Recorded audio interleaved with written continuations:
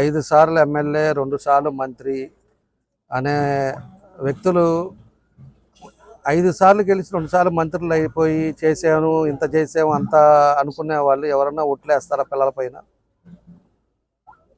ఒట్లేయటాలు లేకపోతే గుడికి వెళ్దామంటాలు ఇవన్నీ చిల్లర చేష్టలాగా ఉన్నాయి.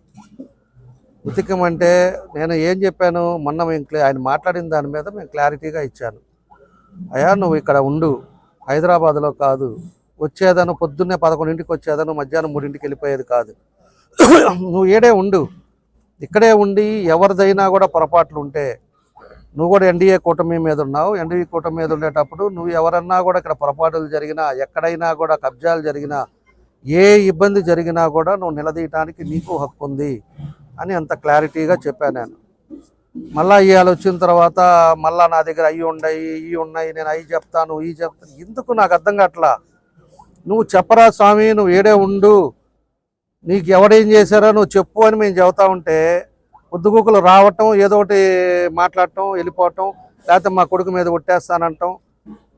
ఏంటో ఈ భాష ఏంటో మాకు అర్థం కావట్లా. తర్వాత రెండోది మెప్మా అన్నాడు. మెప్మాది కూడా నేను క్లియర్గా చెప్పాం. మెప్మాది ఆల్రెడీ ఎంక్వైరీ చేసాం, నారాయణ గారికి చెప్పాము. అక్కడ కూడా స్టేట్ గవర్నమెంట్ నుంచి కూడా ఎంక్వైరీ చేశారు. ఇక్కడ కలెక్టర్ గారు ఒక ముగ్గురిని కలిపి ఇక్కడ ఎంక్వైరీ చేశారు. జరుగుతుంది. దాని మీద ఉద్యోగస్తులు ఉండే వాళ్ళని తీశారు. తర్వాత బ్యాంక్ వాళ్ళు ఎవరున్నారు, లేకపోతే 19 నుంచి చేసిన ఎవరెవరు ఉన్నారో వాళ్ళందరూ చేస్తారని చెప్పేసి కూడా క్లియర్గా కూడా నేను మొన్న కూడా చెప్పా. మళ్ళా ఇవాళ ఎవరున్నారో లోడాలి, ఎవరున్నారో అప్పుడు 19 నుంచి 24లో వైఎస్ఆర్ వాళ్ళు కూడా ఆ మెప్మాలో ఉండే వాళ్ళని కూడా అరెస్ట్ చేయాలి. ఇవాళ నీ గవర్నమెంట్ ఉంది, నువ్వు ఎమ్మెల్యేగా ఉన్నావు, నువ్వు ఎందుకు చేయలేకపోతున్నావు అంటే ఏంటి నాకు అర్థం కాల. నువ్వు ఎన్డీఏ గవర్నమెంట్లో నువ్వు ఉన్నావు, నీకు ఆ మాత్రం రైట్స్ లేదా? నువ్వు పోయి కలెక్టర్ గారి దగ్గర కూర్చొని స్పెషల్గా ఒకటి ఎంక్వైరీ చేయించు. ఎవడు కాదన్నాడు దీనికి? ఎవడన్నా మా పక్క ఎవరైనా తిరిగే వాళ్ళు ఏదైనా పొరపాటు ఉంటే కూడా తప్పకుండా దాని మీద యాక్షన్ తీసుకో, తప్పులేదు దాంట్లో. 19-24లో మీ సైడ్ నుంచి ఎవరున్నారో వాళ్ళవి కూడా బయటికి తీయమని చెప్పి నువ్వు అడుగు. ఊరకనే ప్రెస్లో మాట్లాడి మా కొడుకు మీద ఒట్టు అంటాం ఏంటి? అది నాకు అర్థం కాదు. నువ్వు పోయి కలెక్టర్ గారి దగ్గర ఎందుకు మాట్లాడలేవు? లేకపోతే అక్కడికి వెళ్ళేసి స్టేట్ గవర్నమెంట్లోకి వెళ్ళి సీఎం గారితో కూడా మాట్లాడి వేయించు, స్పెషల్ ఎంక్వైరీ వేయించు. నారాయణ గారిని గలు, నువ్వు కూటమిలో ఉన్నావు కదా, 5 సార్లు 2 సార్లు కదా. 5 సార్లు అనేవాడివి నువ్వు ఇంకేం మాట్లాడతారో నాకు అర్థం కాదు. కాబట్టి మెప్మాది మేము క్లియర్గా 2-3 సార్లు చెప్పాం.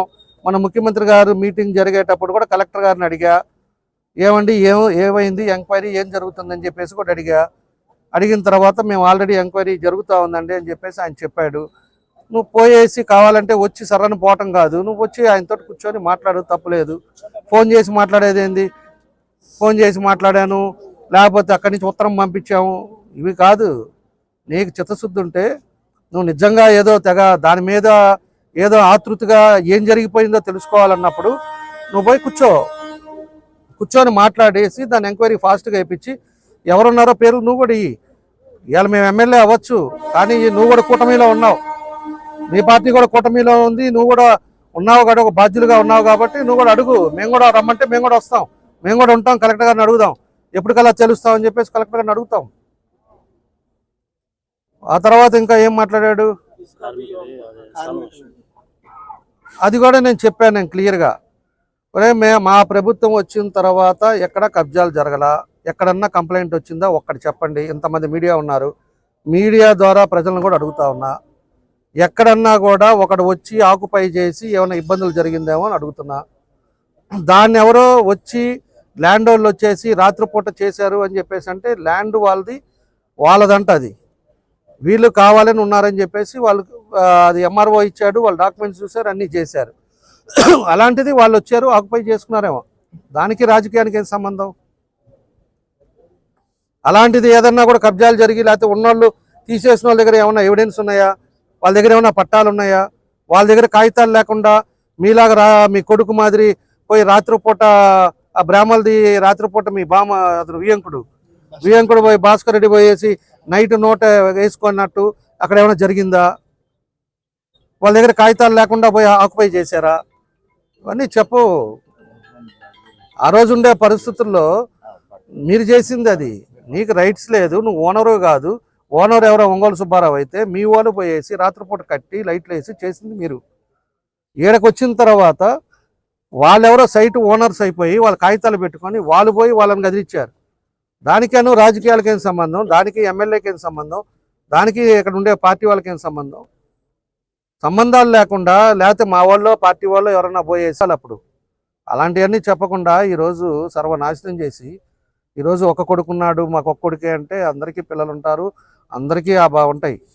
అన్నీ కూడా గుర్తుపెట్టుకోవాలని చెప్పి కూడా మేము తెలియజేస్తా ఉన్నా. ఇంకొకటి అన్నాడు మళ్ళా, దొంగ మాటలు చెప్పి గెలిచారు అని చెప్పి. ఎవరు దొంగ మాటలు చెప్పి గెలిచింది? నువ్వు మాట్లాడింది, నువ్వు చేసే యాక్టివిటీని మేము ప్రజల్లోకి తీసుకెళ్ళాము. నువ్వు దొంగ పనులు చేస్తా పోయి జగన్మోహన్ రెడ్డి దగ్గరికి పోయేసి డబ్బులు 200 కోట్లు తీసుకొచ్చి 400 ఎకరాలు ఆ రోజు ఎక్వైర్ చేసి ఒక్కడ కన్నా కూడా పట్టాలు కరెక్ట్గా ఇచ్చావా?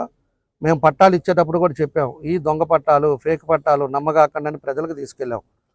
ఈరోజు దానికి గవర్నమెంట్ వచ్చిన తర్వాత దాన్ని క్రాస్ చెక్ చేసి ఎంక్వైరీ చేస్తే 13,000 పట్టాలు ఫేక్ పట్టాలు. వాళ్ళు ఎవరో ఎక్కడున్నారో తెలియదు, వాళ్ళు ఇష్టం వచ్చినట్టు పట్టాలు ఇచ్చేసి ఇందాక ఇప్పుడు ఆర్డీఓ గారు కూడా వచ్చారు, దానికి ఒక ఎంక్వైరీ చేసి దాన్ని మళ్ళీ సీసీఎల్కి పంపించి సీసీఎల్ కూడా క్యాన్సిల్ చేయమని చెప్పి ఇవాళ చెప్పారు. ఎందుకంటే నువ్వు ఆ రోజు పట్టాలు ఇచ్చేసి పట్టాల చేత ఓట్లు వస్తాయని చెప్పేసి నువ్వు దొంగ పనులు చేస్తావు. ఇచ్చేవాడివి 5 సంవత్సరాల దాకా నిద్రపోయావా? 5 సంవత్సరాల నుంచి ఏం చేసినట్టు నువ్వు? నిజంగా ఇవ్వాలి, పేదవాళ్ళకి ఇవ్వాలి అన్నప్పుడు ఈ ప్రాసెస్ అంతా 2 సంవత్సరాల ముందే మొదలుపెట్టి జెన్యూన్గా ఉండే వాళ్ళకి నువ్వు చేసి ఇవ్వాలి. లాస్ట్ ఇంకా ఒక నెలలో నోటిఫికేషన్ వస్తున్నప్పుడు నువ్వు అడాబడగా పట్టాలు ఇచ్చేసి ఇలా రెవెన్యూ వాళ్ళందరినీ పరిగెత్తిచ్చేసి నీ ఇష్టరాజ్యంగా చేసి ఈరోజు ఒక్క పట్టాలు లేవు. దాంట్లో ఇంకొక 60 ఎకరాలు అసలు రిజిస్ట్రేషన్ కాకుండానే అక్కడ కూడా పట్టాలు ఇచ్చేసావు. 450 ఎకరాలకి ఎక్విజేషన్ చేస్తే 500 ఎకరాలకి పట్టాలు ఇచ్చావు. వచ్చి చూసుకో అసలు నీకు ఎన్ని ఇచ్చారో ఏం చేశారో నీకు తెలిస్తే కాదు. ఇష్టం వచ్చినట్టు రాసి ఆందోళన చేసింది నువ్వు చేసింది. నువ్వు మోసాలు చేసి అబద్ధాలు పచ్చి అబద్ధాలు ఆడతా ఇవాళ పక్కన వాళ్ళందరిని వాళ్ళు అబద్ధాలు ఆడుతున్నారు, నేను అట్టా చూస్తున్నాను, మా కొడుకు మీద ఉట్టేస్తా. పిచ్చి భాష మానుకో, పిచ్చి పద్ధతులు మానుకోవాలని చెప్పి కూడా నేను హితవు చేస్తున్నా. నేను మళ్ళా కూడా చెప్తున్నా, హైదరాబాద్ ఉండగాక హైదరాబాద్ నుంచి రా, ఇక్కడే ఉండి ఏది ఉన్నా కూడా మేము చేసే కార్యక్రమాల్లో ఏదన్నా పొరపాట్లు ఉంటే కూడా నువ్వు చూపించు. తప్పకుండా కూడా మేము తప్పు ఉంటే మాత్రం ఒప్పుకుంటాం. తప్పు లేకుండా నువ్వు చేసిన తప్పులు నువ్వు చేసిన పనులన్నీ కూడా ఎదుటోళ్ళ మీద రుద్ది కావాలని చెప్పేసి ప్రజల్ని ఏదో విధంగా 4 సార్లు చెప్తే అది నిజాలు అవుద్దని చెప్పి ఆలోచించడం తప్పని చెప్పి కూడా నేను తెలియజేస్తున్నా. కానీ ఇక్కడ ఉండే ప్రజలు, ఒంగోలు ప్రజలకు తెలుసు, జిల్లా ప్రజలకు తెలుసు, ఈరోజు నీ యాక్టివిటీ ఏంది, నీ భాష ఏంటో, నువ్వు ఏ పరిస్థితుల్లో మాట్లాడుతున్నావు అనేది ఈరోజు ఉండే అందరికీ తెలుసు అని చెప్పి కూడా ఈ సందర్భంగా నేను తెలియజేస్తున్నాను.